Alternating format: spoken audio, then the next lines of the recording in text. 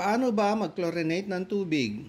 Mayroon pong dalawang tao ang nagtanong sa amin sa isang reel namin tungkol sa kung paano ba mapataas ang egg production. Paano daw ba mag-chlorinate ng tubig? Ang kanya palang ginagamit na tubig ay galing sa deep well na kanyang iniimbak sa mga drums. Pag naiimbak kasi ang tubig ng matagal, pwede itong kapitan mga pathogenic bacteria, viruses at mga protozoa na dahilan ng pagkakaroon ng maraming sakit sa bituka at nauwi pa sa maraming secondary infections tulad ng diarrhea, coccidiosis, necrotic enteritis, histomoniasis, colibacillosis, fowl cholera, Gumboro disease, chronic respiratory disease, fowl typhoid, Newcastle disease, infectious bronchitis, Marek's disease at iba pa.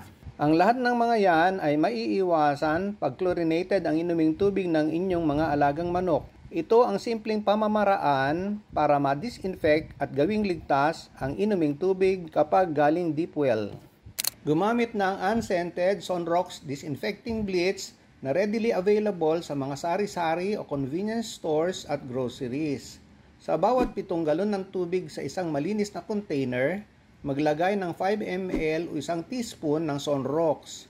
Haluing mabuti, takpan at pagkatapos ng 30 minutes, pwede na itong ipainom sa mga manok.